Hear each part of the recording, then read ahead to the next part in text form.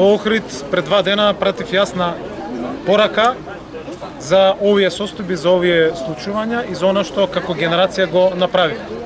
Оваа генерација, после 3 децении зборење, ветување за тоа дека ќе направиме некаков исчекор во евроатлантските интеграции на државата, го направи храбриот Чеко. Со зачуван идентитет, со зачуван јазик, со зачувано се што е македонско, ние денеска сме во НАТО. Нашето знаме се вее во Брисел, нашиот премиер седеше со сите председатели, премиери на една маса, каде што имаме и ние еден глас, каде што и Америка, и Германија, и Франција имаат еден глас. Членството во НАТО за нас значи нова економија, повеќе пари, повеќе и подобра инфраструктура, повисоки плати. Членството во НАТО значи подобар живот за граѓаните.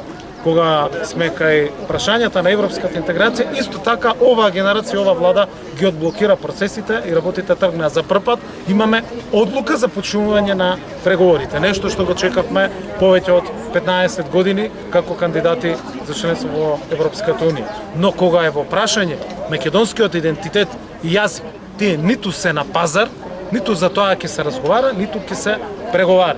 Интересите на други земји се останати, внатре партиските, внатре државните работи и состојби во Бугарија не би ги коментирале, дали е тоа заради внатре државни потреби, меѓутоа јасно е дека и таа порака не само ние, таа порака повторно во Охрид пред само неколку дена на Преспанскиот диалог форум ја пратија сите светски државници во државата кои што беа присутни. Како никогаш Република Северна Македонија немала такав висок меѓународен углед, кредибилитет и поддршка од сите страни. Како никогаш нашата земја не била пример кој што бил посочуван за тоа како се решаваат проблемите и каде е целокупниот фокус кој што се става. На сите земји од регионот Македонија е во фокусот во целиот овој период и тоа се гледа со тоа што големи светски државници дојдоа и ја пратија пораката и констатираа дека нашата земја ги има исполнето сите услови и сето она што треба да го